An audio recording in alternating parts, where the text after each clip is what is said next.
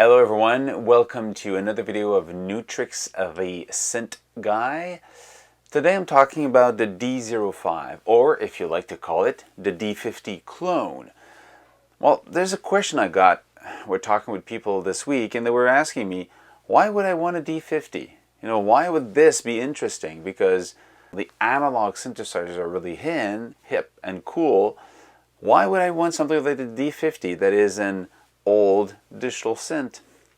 I will give you a couple of videos in the following weeks about the D-50 or the D-05, because this is really a clone. But I will explain in this first video today the historical value of the D-50, when it came out and what it was able to do and how it marked the history of synthesis. So today is just a little synthesis history class on the D-50.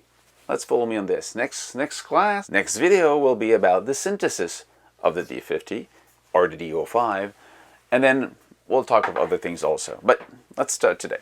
Why is the D-50 so important in the history of synthesis? Well, we have to come back in time and understand that when the D-50 came out, it was at a moment when we were leaving the analog world of synthesis, because digital synthesizers were coming in, and we just had a big hit, world hit of the DX7 from Yamaha, which was a digital synthesizer, not like the D-50 at all. It was based on FM synthesis, and people were like flipping over because it sounded totally different than what analog synthesizer would create at that moment. So it was just having a totally open palette of sound that you could use that you did not have access to with analog synthesis. So the DX7 was a hit. But the DX7 is not good for everything. And if you work with FM synthesis, it's hard to program. It's not as easy to learn and play and have an interaction with the synthesis like you can have with subtractive synthesis, where it's easy to manage the values and get something that you go, okay, I know what I'm going to get out of it. FM is more like, okay, it's more a math, trip than being able to actually work the value. So it's a harder thing to program. So when the D-50 came out, it was at a moment where we started to see samplers and romplers, but RAM memory was really high in price, and a lot of people did not know how to sample their own stuff or did not have access to the instrument they wanted to record. So rompler were the new way to go, and a D-50 is a rompler, and when I say rompler, it's ROM memory player. So it would play sounds that are recorded, tuned, edited, clean, programmed, set up so it plays correctly when you plays the key, and these are the samples of actual sounds. So the D-50 was part of this new generation of synthesizer that sounded real. It was because everything we had before was analog, so don't even think having a real sounding piano sound with an analog synth. It's in the piano family, but it's not a real sounding piano. It doesn't sound like a real violin. It's analog, and that's what we want today. But in those days, when this came out, it was like, oh, now it sounds like a real piano. So it was really cool to have these new sounds that sounded a lot closer to the actual organic instrument that people could relate to.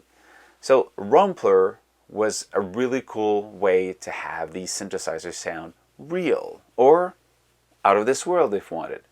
So the D-50 is using that part. It has a rompler, so it's going to play ROM, burnt in samples, a PCM wave file, and at the same time the structure can be flexible. So if you want, you can have a synth, with an oscillator and a filter, like normal stuff we see in synthesis usually, and you could have two of them at the same time, or you could have one synth, classic oscillator filter, and one rumpler or two rumpler.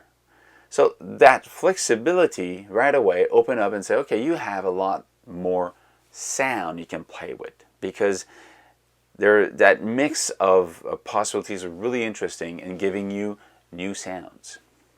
Now, if you wanted to have more raw sounds, like the piano recordings or the violin recordings, you could not record your own stuff. So Roland at that point sold ROM cards. So these were recorded samples, prepare, clean, laid out on the key so you could actually play them. And these were the raw source. So you would put that in the D-50 and it would actually give you new oscillators, if you want, new recordings of sound to play with. So these would cost, a certain amount of money, and some of them were rare to find because there's not a lot of, company making them. Mostly was Roland. What's cool about the new D-05 is they provide all the cards, the ROM cards that Roland came up with back in the days.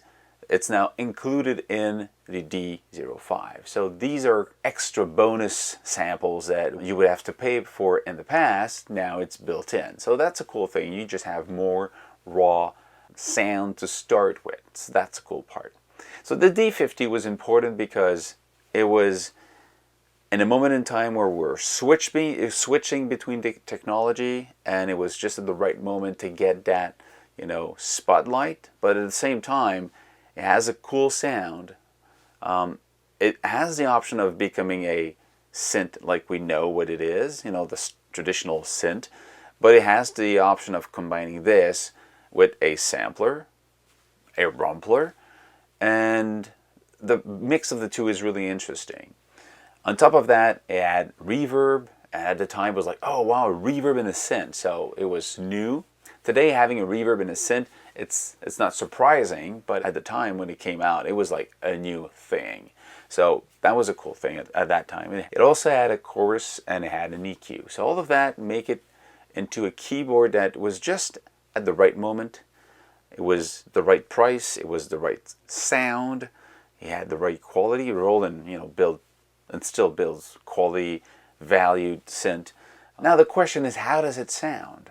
Well, for us today, it sounds like the 90s because these sounds were so used by a lot of bands. The two synth that would definitely be marked for these days were the DX7 and the D-50. These were everybody had those. It sounded good. It was used in so many albums. So today, if you take these and you play the original sound, right away you will hear in your head songs from that time because it is so clearly a D-50, But what's cool about the D-50 is it's still a synthesizer with enough control to create your own sound and go beyond the classic sound that comes with the D-50. So, next video, I will explain how the structure of the synthesizer is built inside the D-05 so we understand what we can do with it. Because again, I'm a synth guy. If it's just to load the preset and play for them, I'm not in for that. The preset, I want other people to use them. I don't want to use them. And if I use them, it's only to trigger ideas to create my own stuff, or at least tweak the one that they provide. So in that sense, I will take the time in the next video to explain the structure of the synthesis of the D-50 or the D-05 and how to create your own stuff. So I'll go around it and explain how it works. And that's it. So hope to see you soon. Cheers, guys.